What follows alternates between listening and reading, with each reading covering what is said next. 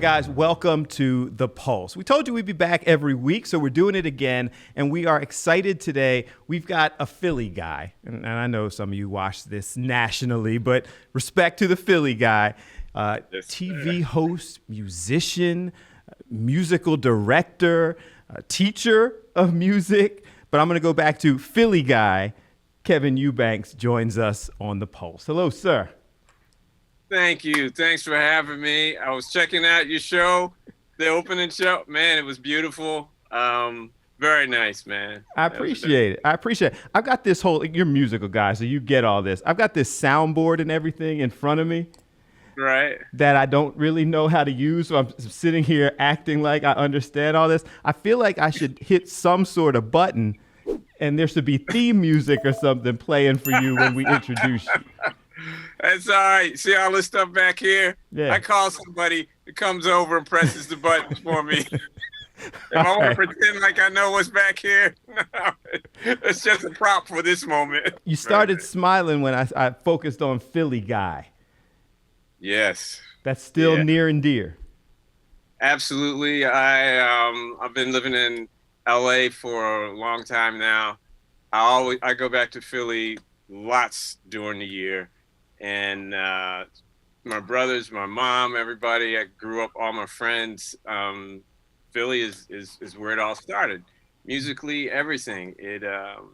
It's music that comes out of Philly, the vibe that comes out of it.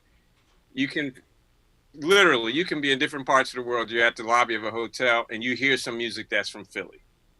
It's larger and more pervasive than people might imagine. I don't think people get us. When you tell all of that and what Philly means and how Philly shapes you, into someone, it may have shaped us into different people, but Philly definitely, it does shape you, yes? Especially when you're that close to a place like New York and you go to Philly and people are Philly. I mean, whatever that means. Because I grew up wanting to play third base for the Phillies. That wasn't going to happen. I wanted to play the 76ers. Not going to happen. And you just kept moving until you found something you could play. Let me play guitar. Let me try something else. But no, it's a great feeling coming out of Philadelphia, and the heart of the people. All of that is for real. Is for real. We're not making it up. People know you for a lot of different things, but I mean, obviously, predominantly your music. So how did that you started Settlement Music School, correct? My mother has a master's degree in music education and classical music. Her brother, my uncle, Ray Bryant, Tommy Bryant, they played with, Lee Morgan, Coltrane, tons of people, Nancy Wilson, a whole lot of people. So music was in the family.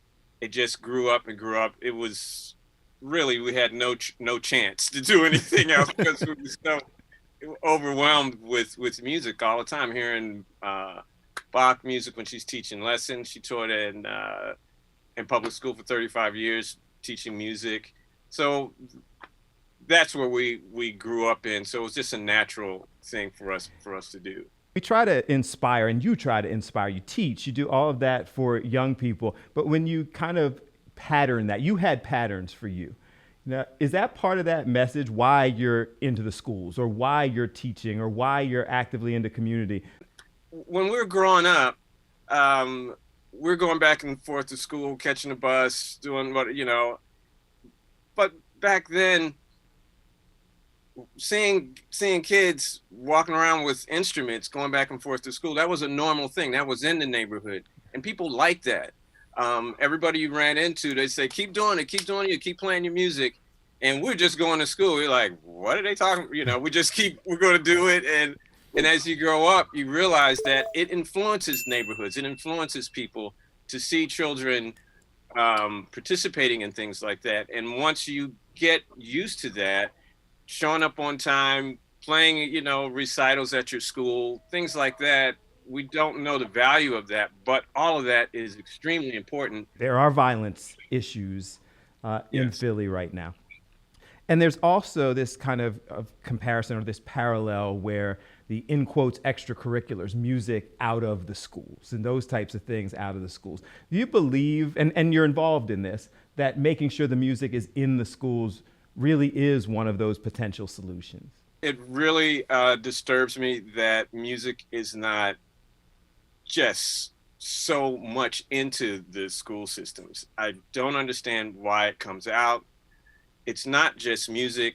I don't see music in public schools as music education, or music is over here and education is over here, and music is over here and history and science is over here.